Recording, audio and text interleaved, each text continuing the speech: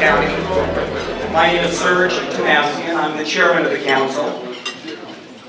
And we have, as you can tell, a sold-out event today, so very good. Glad you could join us. We have a tradition in our council. We begin every event with the Pledge of Allegiance.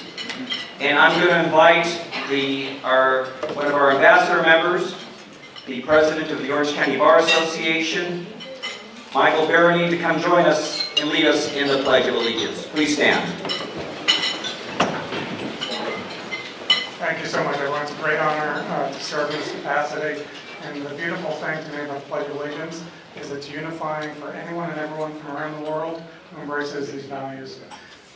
I pledge allegiance to the flag of the United States of America and to the republic for which it stands, one nation, under God, indivisible, with liberty and justice for all. Thank you, Michael. Please have a seat, ladies and gentlemen. And we'll start our meal. We're on a tight schedule. Hello and welcome to the Orange County Crosstalk Show. I'm Alex Bolourchi. I'm here at this beautiful Winston Hotel here in Costa Mesa, and today the World Affairs Council of Orange County has a special luncheon event, and General Michael Hayden, the former director of the CIA, is the keynote speaker. In a moment, I'm going to ask Serge Tomassian, the chairperson of Orange County World Affairs Council, to give us a little brief on the General's talk.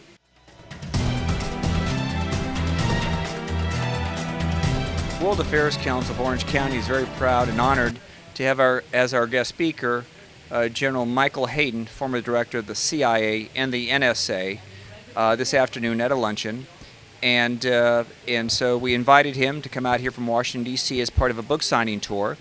And we'll be addressing the issue and the question of intelligence, the state of intelligence in the United States. And we expect him to talk about the current events in terms of where we are presently with the administration and the question of intelligence, surveillance, and that delicate balance that exists between intruding into the privacy rights of the citizens of this country, along with the need for security. And I think that is the delicate balance that he'll be discussing with us. As well as I suspect most of the events will be post 9/11, when perhaps the breakdown is, I'm sure he'll describe some sort of breakdown occurred in 9/11 as a result of 9/11 and leading to 9/11. And so what was done after that. But with the news that we have today, and with the question of surveillance, potential Russian interference in our elections, and the need for surveillance to keep this country safe, we believe these are all ripe topics for someone that's qualified as General Hayden to address. Well, thank you very much. That was a interesting brief about the General Michael Hayden talk. So let's watch a little of his talk, and then again when we come back, ask Serge to give us a little analysis of General's talk. That we have the pleasure today to have someone who has served his country in different capacities, and each of them is very important and critical. He is a 4-star general. He was the director of the CIA under 2 administrations, it overlapped into a second administration, and the director of the NSA, and it goes on. So please just join me in welcoming our guest speaker, General Michael Hayden.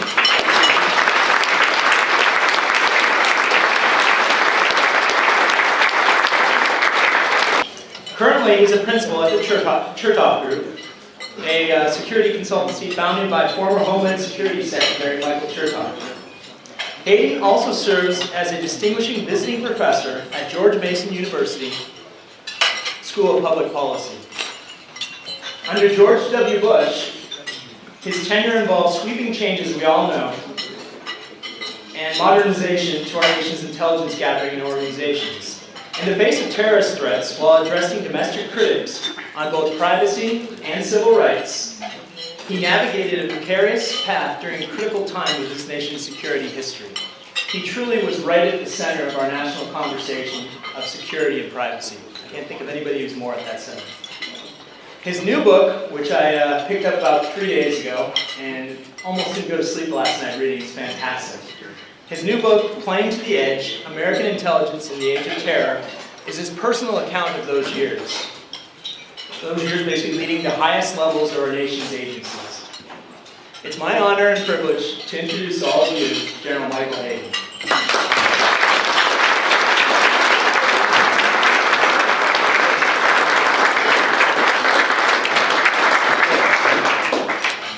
Good afternoon. Thanks for the opportunity to be here. I've been given strict instructions. I got 20 minutes. And then we'll get into the generalized scrum that you've all been promised. We can ask and answer and discuss.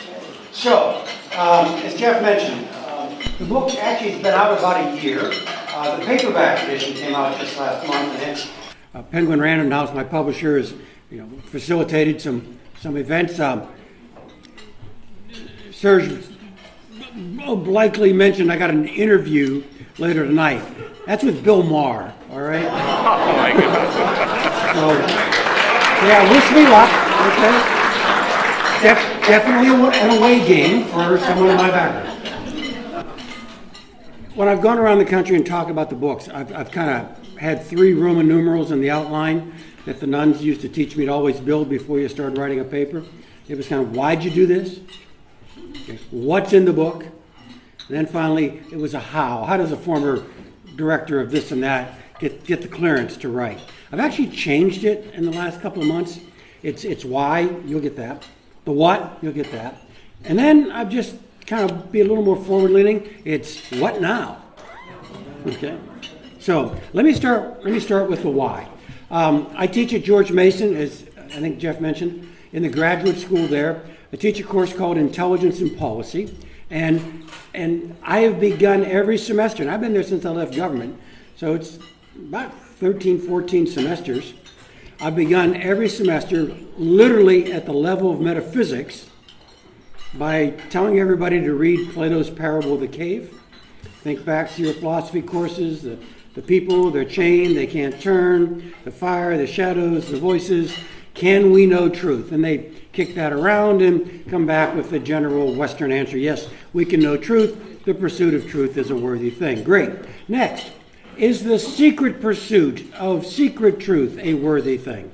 And they bat that around. Yeah, that's good too. All right. How about this one? Is the secret pursuit of secret truth compatible with a modern Western democracy? And they talk about that one for about 10 minutes. And I'm here to report now. Been doing this for about 8 years. So far, 100% of the students at George Mason have agreed that the secret pursuit of secret truth is compatible with a modern democracy. When the question is being asked by the former director of the Central Intelligence Agency, who has total control over their grades. And that's all wind up, and I actually spend about an hour with it, and I get to the pitch and say, well, let me tell you what I think. I think the secret pursuit of secret truth is not just compatible with the democracy, it is essential too. And I make the point that frightened people, they don't make good Democrats or Republicans, small d, small r. Frightened people begin to gnaw on their neighbors' privacies and liberties, and when they get really good and scared, they start to gnaw on their own. I was director of NSA on September 11th. 2 days after the attack, I spoke to the entire NSA workforce. I mean, in reality, I was in an empty room talking to a camera, but we were beaming it out to all 35,000 workstations in the global enterprise, which is your national security agency. And I actually found a copy of the speech, and you would have found it, yeah, okay, you should be saying this sort of thing, like, I want to thank you all for being here, because, remember the tensions right after 9/11. There are a lot of family members throwing their bodies across the hood of cars saying, don't go, don't go. But these people went to work. I actually said, look on the bright side. I'll bet you there are 320 million of your countrymen who wish today they had your job. I talked a little tactical with them. We're playing defense. I know you want to play offense, but we're playing defense. The technical term is TWAA, Threat, Warning, Attack, Assessment. What happened? Is there anything more? We'll get to offense directly, play defense. And then I got to the very end of it, and I said, look, let me tell you what I think we're doing here. Let me tell you what I think is at stake. And I said, all peoples have to balance their liberty and their security their safety and their privacy. And frankly, we Americans, blessed by a good history, by two really big oceans, and frankly, neighbors that were either friendly and or weak, we've been able to tuck our banner way up here, up against privacy and liberty. And I said, that's what was attacked 2 days ago. That's what is at risk. Okay, we are back now, and I think that was a very interesting talk from General Hayden, who is a director of CIA. And usually these kind of people, they don't talk about. Right. It's very hard to get any information from them. It certainly But is. he talks about the division in CIA. What was your take of the talk? Well, thank you, Alex. Yes, first of all, of course, that was an excellent and very candid presentation done by the former director of the CIA and the NSA, General Michael Hayden, who's, by the way, a 4-star general. What I thought, Alex, was very interesting is, first of all, how candid and open he was in discussing specifics about decision-making as it relates to intelligence in this country. And I thought it was very interesting when he started off his presentation by discussing or analogizing intelligence with a football field, that they have parameters, the intelligence field has parameters to work within. All right? And David says to me, so what's the title of the book here, Hayden? What's playing to the edge mean? And I go, David, you see this field? It's 120 yards this way. It's 66 2/3 that way. If you are a good athlete, if you are a good team, you use the whole field. Okay? Now, I don't, in my business, I don't draw the lines. Just like for the NFL, they come from the league office. In my business, the league office is you, Congress, the President, Constitution, law, policy, that you draw the lines. And those parameters are set by others, policymakers and decision makers. And within those parameters, that's the area that the various intelligence agencies, he mentioned 17, but 6 that he think are the most significant. Those are the parameters that they have to work in. And as this book says, he goes to the edge, to the end, working to the end, or to the edge of keeping this country safe, that is, using all the tools that are available to the intelligence agencies to keep this country safe, because that is the balance I think he was talking about between security, which is critical to our citizens. They have to feel safe. At the same time, protecting the rights of privacy and civil liberties. And so I think he explained that very well. I got to use the whole space you give me. I've got to play to the edge. If I weren't playing to the edge, it'd be like an NFL team saying, we got to be a little careful here. We're going to keep the ball inside the hash marks this Sunday. And yeah, you know the results of that team. The idea is to use the full force of law and authority, use all the powers that the American political process has given us, even though it almost certainly means really unhappy days on Capitol Hill. But I said, David, we live with that. If we play back from the edge to avoid that later stress, I may be protecting me, more nobly, I may be protecting my agency, but we're not protecting you. And so we'll play to the edge and we'll go ahead and stand up to complaints from folks once we've made them feel safe again. And when he went into very specific situations and discussed decision making, I think he was, to the extent he was allowed to speak openly, and certainly his book deals with it, what I gather, in more detail, he discussed how decisions were arrived at and that they were carefully arrived at decisions as opposed to let's push the envelope beyond those parameters. And I think those were important points he made. My fingerprints, mine, are on every controversial program this country has undertaken since 9/11, right? That surveillance thing, right? That's me, all right? October 2nd, 2001, I'm the guy, right? And I tell the story in the book, why we did it, how we did it, why we thought it was effective, lawful, and appropriate. I didn't create the CIA programs. I inherited them, but that's renditions, detentions, and interrogations. And I talk about those programs in the book and why we did them. Actually, there's a fair amount of ink in the book. of adjusting those programs in the second Bush administration, 43-2, in George W.'s second administration, as we adjusted to knowing more about the enemy, having more confidence in ourselves, having other tools available. The lines moved. The president gave us new guidance. I mean, famously, President Obama is given credit by most casual observers for taking waterboarding off the table. He didn't. George Bush did in 2006.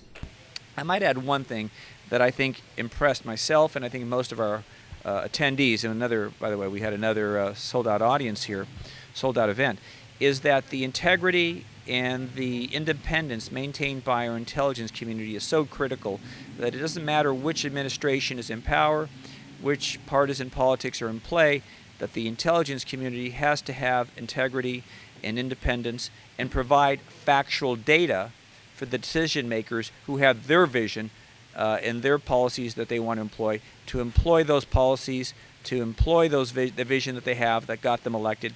A year ago, the presidential campaign season was in full force. And there was one candidate out there who's now president who was talking about not just killing terrorists, but killing terrorist families and a whole bunch of other things that we would not have done. And I actually spent more time on that part of the book tour explaining why there were edges and why there were some things we would not go do, far more than I had to spend any time explaining why it was we did what we did. And in fact, this thing tonight with Mar is me reprising exactly 12 months ago when I was on his show and he was talking about killing terrorist families. And I just said, "Bill, we're not going to do that, Bill." And he said, well, what do you mean you're not going to do that? And I said, "Is that mutiny?" I said, "No, it's laws of armed conflict." All right?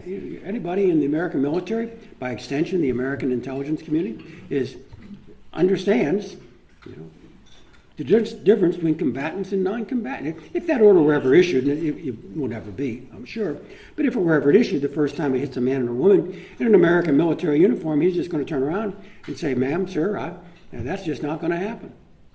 And utilize the facts to see what they can do within those, with the existing facts. I think he called it realpolitik or real facts. That was a very interesting analysis or brief analysis of the general's talk. And again, this is one of the wonderful event that World Affairs Council of Orange County has. And in the previous video, we talked about people joining and really coming and become a member for World Affairs Council. Yes. And you get first-hand information here from top CIA all the way to Congressman Adam Schiff. In fact, the topics that General Hayden was talking about, every day is on the news. And this is such a wonderful topic, and the speaker that you selected to come here and talk about very much related events of the day, so to speak. So you want to make a comment about that one? Yes, thank you, Alex. Yes, you're right. We had Congressman Adam Schiff here, the ranking minority leader of the Intelligence Committee of the House, and our topics that we select for the World Affairs Council, for our members and for our guests, are topics that are timely, that are in the news, that are relevant to here and now. Exactly. And so we're very fortunate to have that kind of timing. And I think that, our mission at the World Affairs Council of Orange County, and I've said this repeatedly, but our mission is to educate, inform, first our members, their guests, and then our community. That's why we're an open, nonpartisan, nonprofit organization. And we invite people who have an interest in world affairs to come to our events, join our organization, come to our events.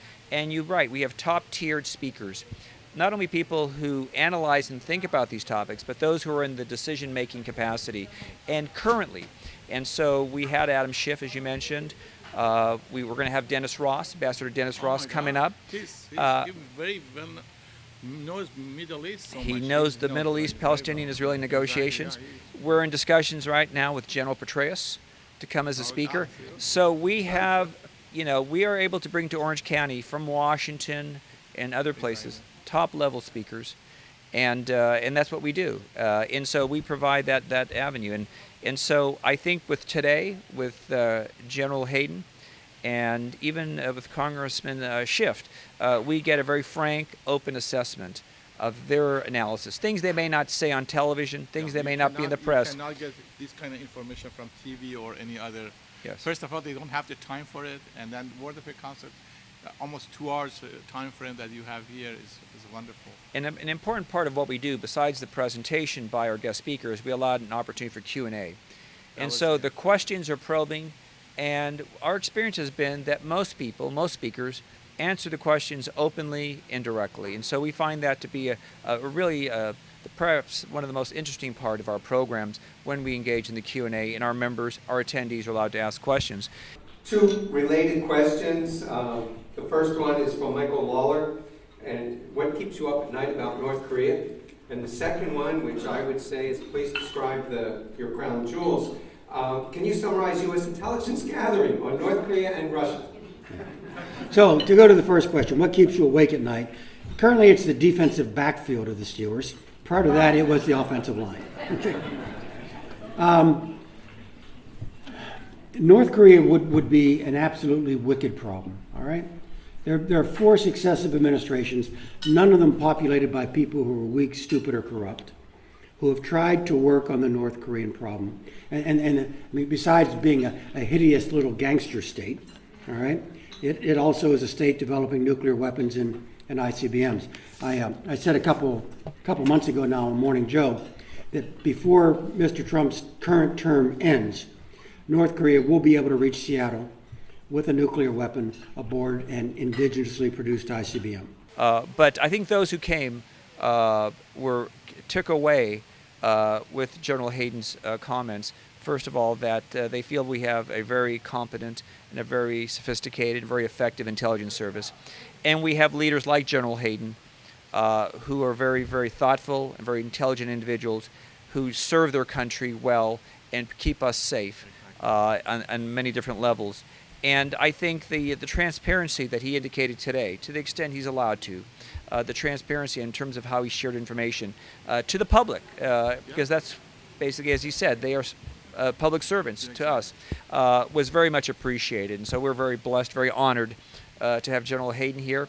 And we look forward to our other speakers that are coming up. And Alex, we thank you very much for covering this. I'm so pleased to cover this type of event that you have, and it's really informative. I hope this is going to be on YouTube and World Affair Council site, and also Serge Tomassian site. You have a YouTube, correct? I think we have something like that, yes. So you can watch that. But again, don't miss, the future speakers as Serge was mentioning. It seems to me wonderful speakers. You have a set of wonderful speakers coming to talk at World Affair Council. So I'm looking forward to be here and to see and listen to what they have to say. Thank you very much again. Thank you, Alex, and very much. Have a Thank wonderful you. day. Thank you very much. Thank you. Bye. NSA didn't create these reports for the Obama regime. NSA created these reports for the American government. NSA knew these reports would live after the Obama administration. NSA knew that the president-elect or the president or his team could easily have access to all of this. So I'm rather comfortable saying, yeah, we can argue about this or that, and did you lean too far forward, and did you get too many requests from the White House to unmask identities, which is another part of the process. Yeah, fine. But this is fundamentally normal, and it shouldn't be described in other ways. Thanks for the question.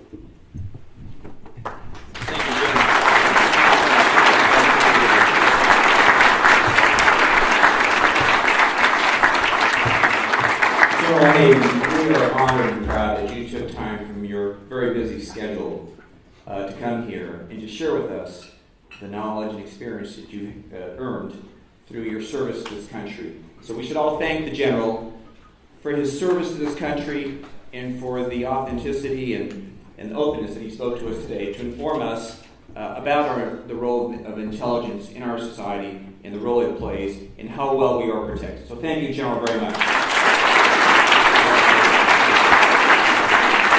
Yes, thank you.